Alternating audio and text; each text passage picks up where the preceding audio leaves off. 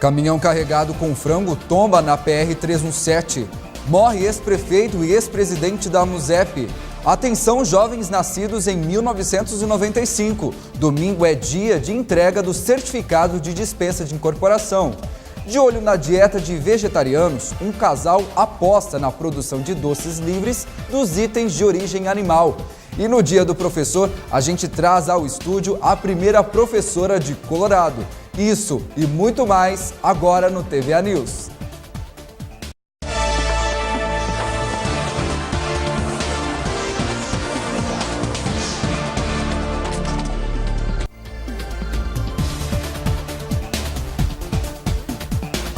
Olá, boa noite para você. Está no ar o TVA News com as principais notícias de Colorado e região. Você acompanha o TVA News também pela internet. É o facebook.com/TVA Colorado. É só clicar lá no link ao vivo. 3 acidentes deixam o trânsito lento na BR-376 entre Maringá e Marialva. De acordo com a Polícia Rodoviária Federal, os acidentes ocorreram a menos de 1 quilômetro de distância. Ainda segundo a polícia, as colisões envolveram carros de passeio e deixaram vítimas. Porém, ainda não há informações sobre gravidade dos ferimentos. A Polícia Rodoviária orienta aos motoristas que forem pegar a rodovia a redobrarem a atenção e dirigirem com cautela, devido ao clima chuvoso e à neblina na região. Então, muito cuidado você que vai aí para Maringá e Marialva, redobre sua atenção aí na rodovia na BR-376. E hoje de manhã uma carreta com placas de Toledo tombou na PR-317 no trevo entre Santo Inácio e Colorado. De acordo com informações do motorista, José Carlos Salviano, ele saiu de Cafelândia carregado com mais de 28 mil quilos de frango congelado, com destino a Brasília. O eixo que liga a cabine com a carroceria quebrou, provocando o tombamento. O motorista estava sozinho e não teve ferimentos. Ele afirma que sempre faz esse mesmo trajeto e nunca se envolveu em nenhum tipo de acidente. Morreu hoje de manhã o ex-prefeito de Ivatuba, Vanderlei Santini, de 59 anos. Santini também já foi presidente da Associação dos Municípios do Setentrião Paranaense, a AMUSEP. O ex-prefeito estava em uma academia quando sentiu um mal-estar e foi para a casa. Na residência, ele caiu e foi levado ao hospital que fica a 3 quadras de onde mora. Santini teve infarto fulminante e não houve tempo de ser socorrido. O corpo do ex-prefeito está sendo velado na Casa da Cultura em Ivatuba. O sepultamento será às 10 horas da manhã desta quarta-feira no cemitério municipal. Áreas de instabilidade se desenvolvem no Paraná e podem provocar chuvas moderadas a fortes, acompanhadas de descargas atmosféricas e ventos. Mais detalhes na previsão do tempo. A semana começou nublada e as chuvas avançam sobre o estado. Nesta quarta-feira, em Colorado, o dia será chuvoso, com mínima de 19 graus e máxima de 25. Maringá também tem o dia com chuvas e trovoadas amanhã, mínima de 19 graus e máxima de 25. Porecatu tem a quarta-feira com chuvas e trovoadas, mínima de 18 graus e máxima de 23.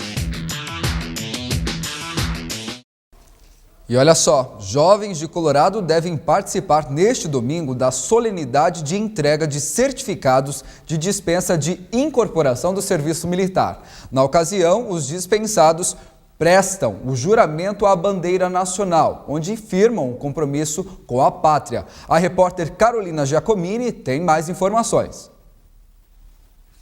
Neste domingo, dia 20, acontece a cerimônia de entrega do certificado de dispensa e de incorporação aqui em Colorado. Eu estou aqui na Junta Militar com Leandro Valério. Leandro, quais os jovens que participam esse ano? Esse ano a gente fez o alistamento dos jovens nascidos no ano de 1995, né? E do começo do ano, de janeiro até junho. Então, agora, dia 20, nós vamos fazer a cerimônia de entrega dos certificados de dispensa. Aí acontece uma cerimônia que vem o pessoal do tiro de guerra, os atiradores do tiro de guerra, né? e entram com a bandeira. Então é uma solenidade, né, que o jovem tem que participar, é obrigado a se alistar, é obrigado a receber esse certificado de dispensa, porque é um documento que ele vai carregar até os 45 anos de idade. Então ele vai precisar para entrar num emprego, para entrar numa faculdade, né? Então é um documento muito importante e ele cumpre com a sua obrigação com a pátria. O jovem que não possui esse documento, ele fica com restrições em muitos setores, não é? Exatamente, como eu disse, ele não consegue, por exemplo, ingressar numa faculdade, ele não consegue entrar num emprego, porque a faculdade ela pode, por exemplo, dizer que ele não tem esse documento e ele pode ser chamado uma hora ou outra, né? O Exército pode chamar ele, então fica um problema da faculdade ficar segurando a vaga dessa pessoa, então é meio complicado. A pessoa, o candidato, né, o cidadão, ele tem que vir se alistar quando completar 18 anos, no ano que completa 18 anos. O alistamento, Leandro, é facultativo a alguém ou todo jovem precisa fazer? Todo jovem precisa fazer, inclusive pessoas com portadores de deficiência, né, faz o seu alistamento e depois a gente emite um certificado de isenção, que é o certificado que a pessoa não vai, né, servir o exército, certo? A pessoa também, tem pessoas que têm religiões que não jura bandeira, não recebe o certificado de dispensa, mas sim o certificado de isenção. Mas todo jovem que completa 18 anos, ele tem que vir se alistar. Leandro, como é que vai ser a cerimônia no domingo? Sim, a cerimônia está marcada para começar às 8h30 da manhã, né, com a chegada dos jovens, os comprometentes, né, que vão fazer o juramento à bandeira, e a solenidade está marcada para as 10 horas da manhã. E, é igual eu já disse, vem o pessoal do tiro de guerra, os atiradores, né, e as autoridades do município, polícia militar, prefeito municipal, vereadores, então é feita toda uma cerimônia. Inclusive, o jovem ele vem acompanhado do pai ou da mãe ou de um padrinho, que é para fazer a entrega do certificado de dispensa. Então, é um momento assim que o jovem tem que comparecer e tem que participar. Tá ok, então. Muito obrigada, Leandro. Carolina Giacomini para o TVA News. Então, os jovens comprometentes, não se esqueçam, às 8h30 da manhã vocês devem estar no Ginásio de Esportes Central no domingo, hein? A seguir, as vagas de emprego disponíveis na Agência do Trabalhador de Colorado. E você vai conhecer ainda um casal que aposta na produção de doces livres dos itens de origem animal. É já já, continue com a gente.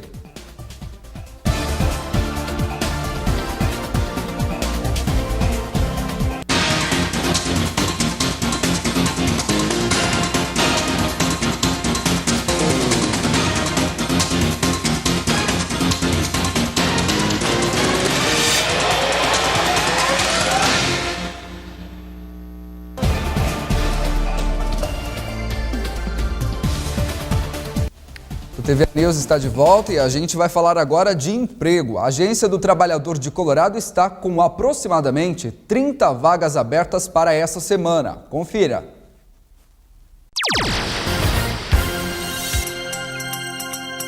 Vagas para auxiliar de linha de produção, nutricionista, vendedor pracista, motorista carreteiro com CNHE, vendedor, agente funerário, almoxarife, montador de móveis, açougueiro, recepcionista, empacotador.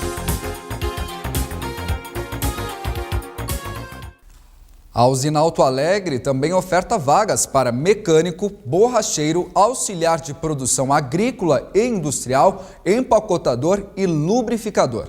A Agência do Trabalhador de Colorado atende das 8 horas da manhã às 2 horas da tarde na Travessa José Pâmio, número 41. Mais de 16 milhões de brasileiros são vegetarianos, cerca de 8% da população. De olho nessa fatia de mercado, um casal de Curitiba resolveu investir em produtos para uma alimentação alternativas. Doces feitos com ingredientes que não passam por processamentos e que estão totalmente livres dos itens de origem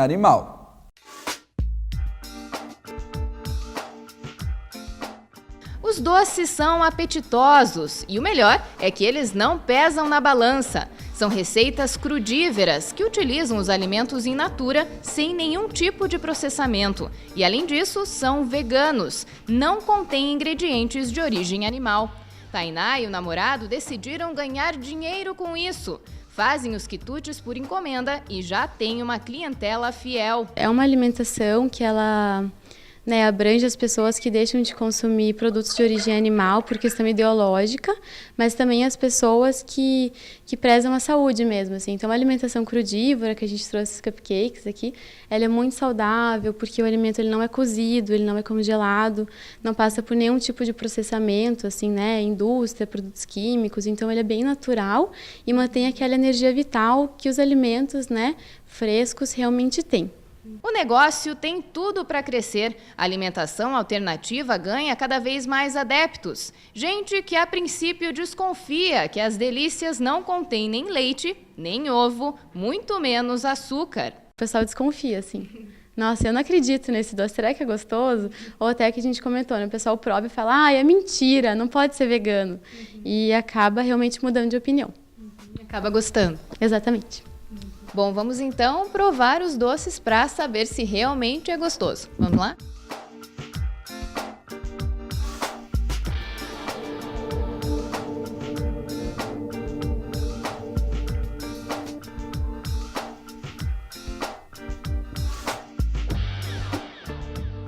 Bom, o sabor é semelhante a de um doce convencional, mas é claro, por não ter açúcar, é um sabor muito mais suave, mas muito gostoso.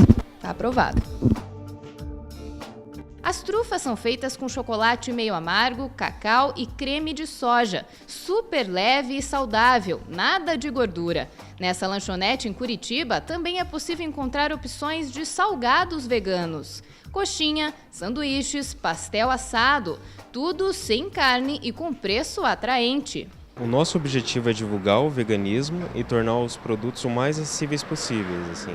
Então, tornar ou o mesmo preço ou mais barato do que os produtos de origem animal. Como que está a aceitação desses produtos? Assim, boa parte do pessoal que acaba entrando na loja não é nem vegetariano e não tem a menor ideia. Aí ele recebe a informação, vê os produtos, a gente explica o que é, qual o motivo, e ele acaba experimentando, gostando, e coisas que as pessoas nem imaginavam que seria possível, como pavês, bolos. E acaba voltando. Sim, é isso que é o bom, assim, a pessoa acaba voltando, aí tendo informação, tendo opções. Quem pensa em mudar radicalmente os hábitos alimentares precisa tomar o cuidado de diversificar bem o prato e fazer substituições. Segundo essa nutricionista, é possível sim cortar os produtos de origem animal e não ter carência de nutrientes. Se ela conseguir consumir todos os grupos que precisa de alimentos, vegetais, grãos, cereais, frutas, verduras, ela não vai ter carência de nutrientes. Ela só tem que ter cuidado com um nutriente chamado vitamina B12, que já é bastante divulgado no meio vegetariano, que os veganos, aqueles que não consomem nada de origem animal, têm que fazer exames regularmente para ver como é que está a taxa no corpo, porque a fonte dessa vitamina são primariamente alimentos de origem animal. Mas ferro, proteína, esses principais mitos da dieta vegetariana são mitos. A dieta vegetariana e vegana ela é plenamente capaz de suprir todas as necessidades.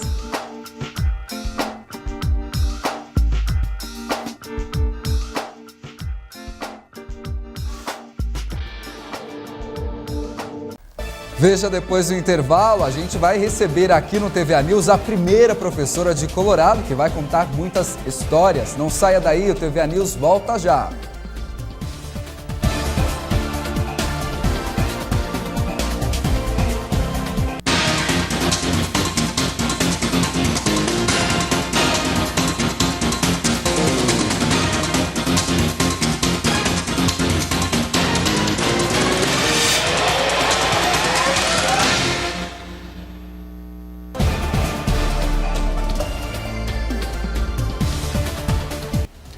O TVA News está de volta e o Dia dos Professores foi instituído em 1827 pelo imperador do Brasil, Dom Pedro I. O decreto federal determinava que todo vilarejo e cidades criassem as primeiras escolas primárias do país. A ideia do feriado surgiu em São Paulo, pelo professor Salomão Becker, para que os professores se reunissem para discutir os problemas da profissão, planos de aulas e trocas de experiências. Essas reuniões foram ficando mais frequentes e se tornaram um sucesso, fazendo com que fosse inclusa no calendário de feriados nacionais, para dar um dia de descanso a esses profissionais. E hoje, no Dia dos Professores, eu tenho a honra de receber aqui no TVA News uma das primeiras professoras aqui de Colorado, a dona Hilda De Lázari. Dona Hilda, boa noite, seja bem-vinda. Muito obrigada.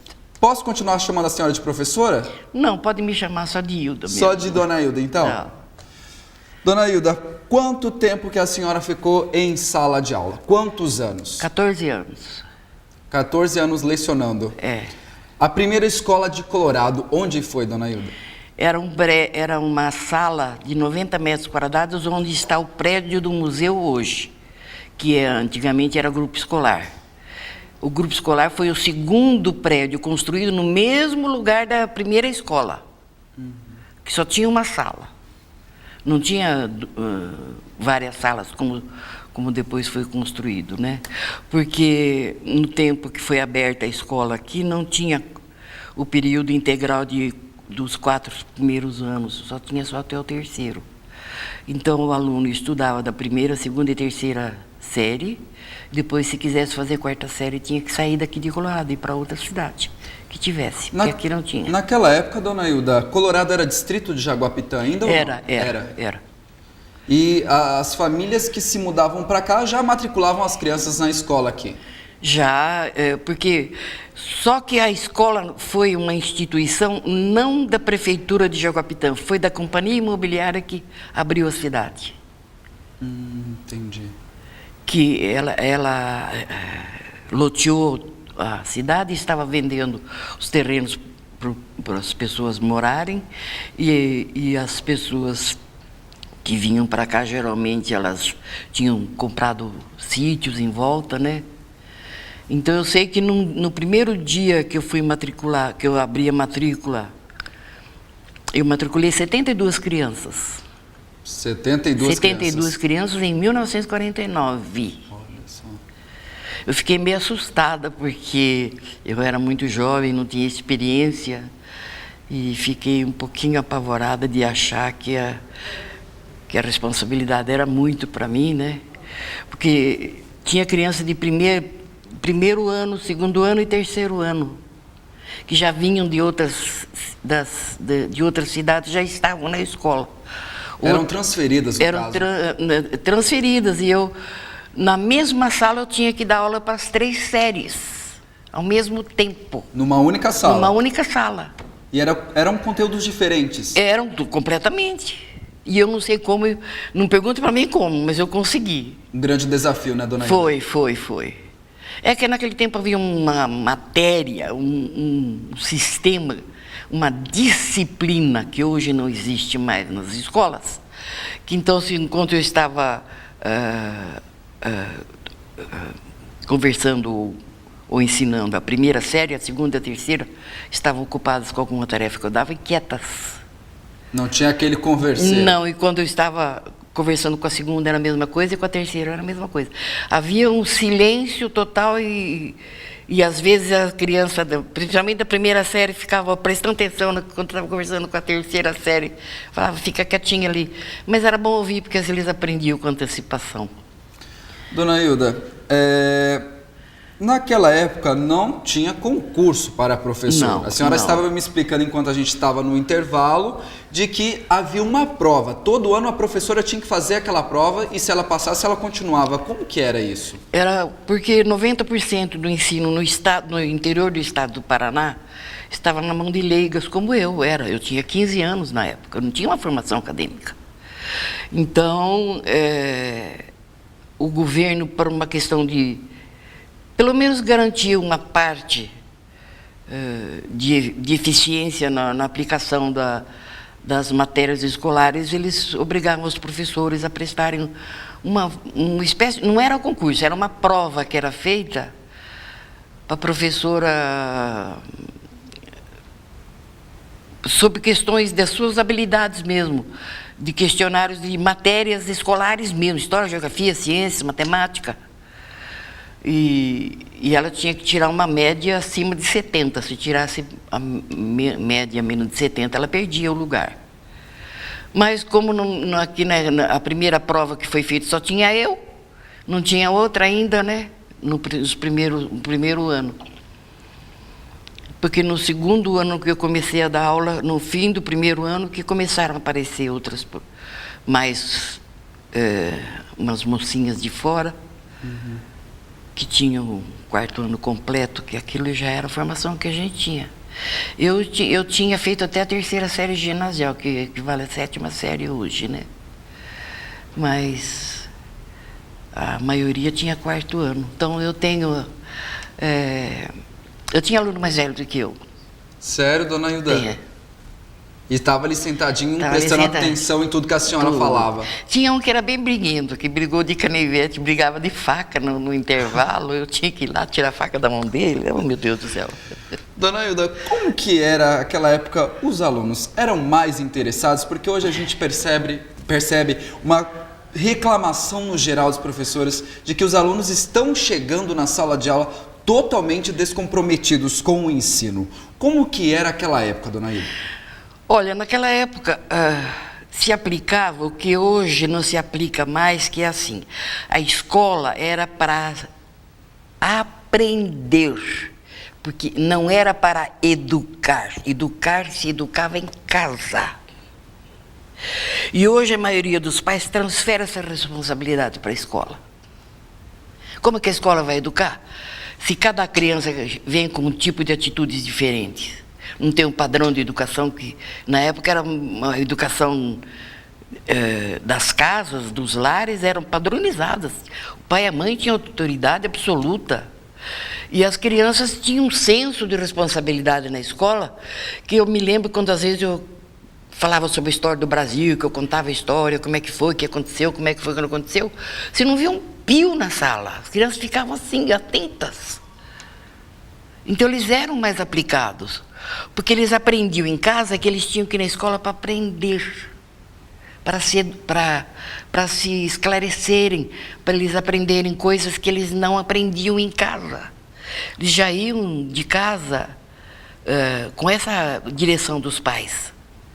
E tinha mãe que ia lá e falava para mim: dá um jeito no meu menino que eu não posso com a vida dele, a senhora puxa a orelha dele para mim, a senhora põe ele de castigo porque ele é muito levado à breca.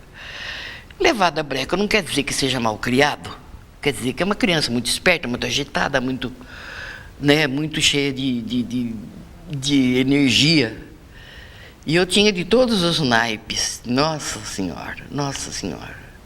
O dona Hilda, e até mesmo havia um comprometimento dos alunos na época, porque muitos ajudavam os pais na roça, nas lavouras, na época, e só tinham aquele tempo para se dedicar ao estudo. Olha, né? eu tinha na minha sala, mais da metade dos alunos eram filhos de japoneses.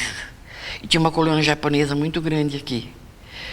Tinha época que os alunos, na parte da manhã, eu lecionava 3 períodos.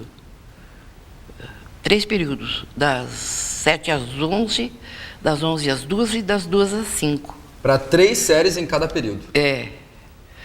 Então, os meninos, as crianças dormiam. E eu falava: mas como que por que você está dormindo? Ah, porque ontem foi lua cheia, a gente aproveitou para limpar a cova de café.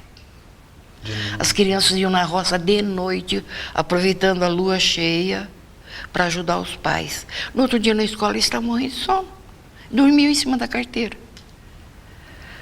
E a maior parte tinham tarefas em casa estabelecida. Eles vinham na escola, não estava com a mãozinha da criança, tinha calo. Eu estava ajudando meu pai a carpinar, estava ajudando meu pai a colher café, estava ajudando... Enfim, na atividade rural, todos eles participavam. Eu quero perguntar agora para a senhora, dona Hilda, como que a senhora se sente vendo aí um ex-aluno formado, com um diploma de nível superior, às vezes um engenheiro, um médico. Qual que é o seu sentimento como professora?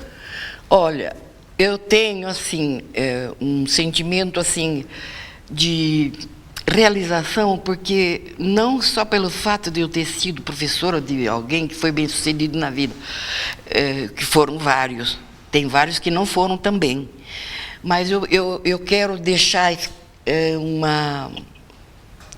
um esclarecimento para as pessoas que terem uma noção do que é uma professora, do que é um professor. Todas as atividades que existem no mundo, todas as profissões, estadistas, reis, rainhas, astros, gênios da literatura, da ciência, da matemática, de tudo, todos eles passaram pela mão do professor. Todos.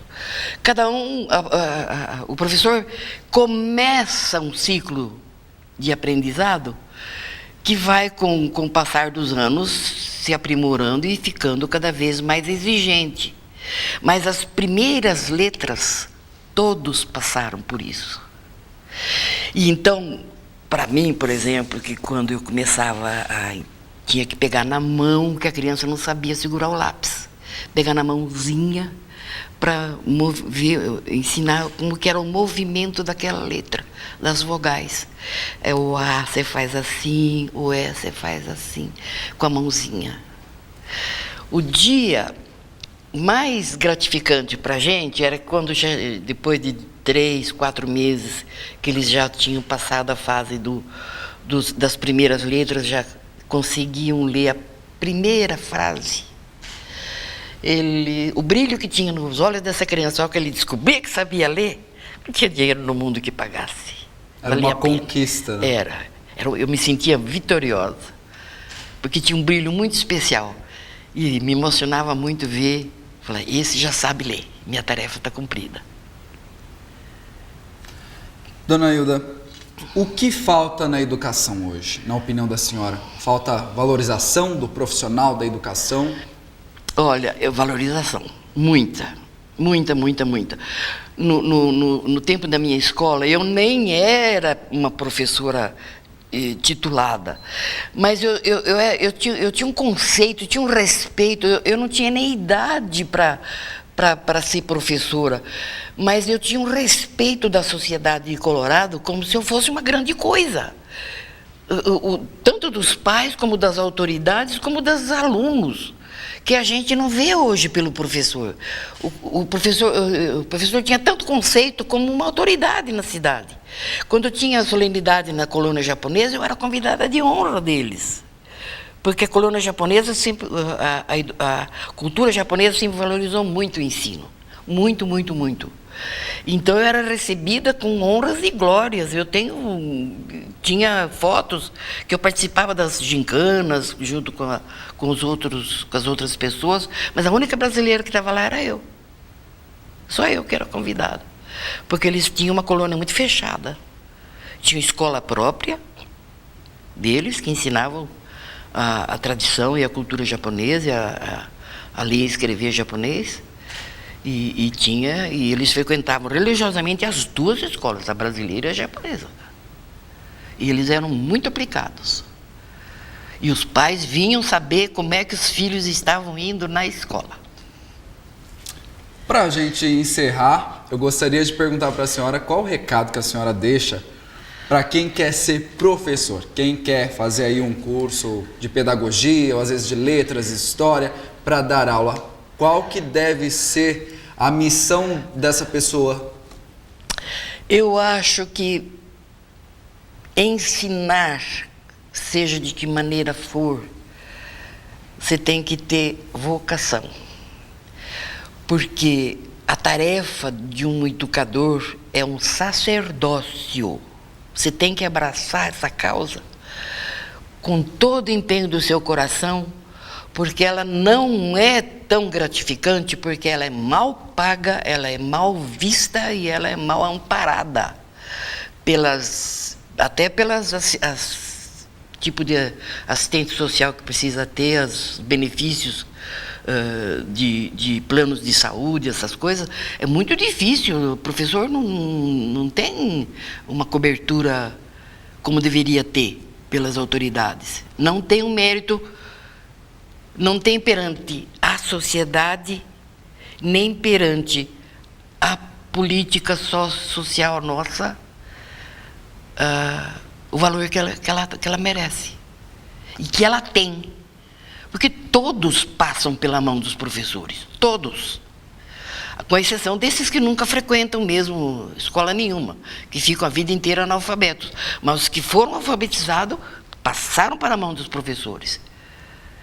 E o professor primário é aquele que constrói o alicerce da casa que vai ser construída em cima. Se ele não for bem feito, se ele não for bem embasado, o resto do ensinamento não é muito bem aproveitado, não. Mas eu acho que quem quiser ser professor pode ir. Porque no fim a gente ganha muitas vitórias, muitas conquistas, muitas emoções, muitas glórias. Vale a pena sim. Eu conversei aqui então com uma das primeiras professoras aqui de Colorado, a dona Hilda De Lázari. Tenho certeza que muita gente, dona Hilda, que está em casa nos assistindo agora, neste momento, está muito grata à senhora também. Eu devo ter muitos alunos que foram meus alunos que estão me vendo, não sei se estão me vendo. Não fui uma das primeiras, não, eu fui a primeira. Foi a primeira, olha só, com 15 anos de idade. Eu que abri a escola, E naquela época a senhora também atendia os pais que vinham fazer matrícula, não era só professora? Não. Tinha mãe que vinha. Eu tinha na sala... já terminou a entrevista? Não, estamos no ar Eu tinha na sala um armário com curativos. Porque aqui tinha muito mosca, muito mosquito, mosquito que picava e inflamava. E eu fazia curativo nas crianças no intervalo, na hora do recreio, porque eles tinham feridinhas e pústulas e tumorzinhos, etc. e tal. E eu tenho uma foto com as crianças todas remendadas de gases esparadrapo no joelho, na perna, no braço. Porque essa era a minha função também, porque eles não tinham, a mãe não tinha, o pai não tinha em casa nenhum material de curativo.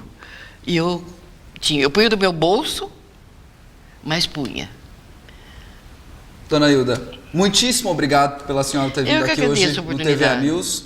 E a gente vai convidar a senhora outras vezes, tá bom? Tá bom, muito obrigada. Obrigado, boa noite para a senhora. Para vocês também. E o TVA News vai ficando por aqui com esse bate-papo com a primeira professora aqui de Colorado, a dona Hilda De Lázari. Você pode rever esta e outras edições na nossa fanpage. É o facebook.com/TVA Colorado. Mande também sua sugestão de reportagem para o nosso e-mail, jornalismotva@gmail.com. E não perca o Jornal da Record News com Heródoto Barbeiro, logo mais às 9 horas da noite. Uma boa noite para você e a gente se vê amanhã aqui na TVA Rede Mercosul, a sua Record News no Paraná.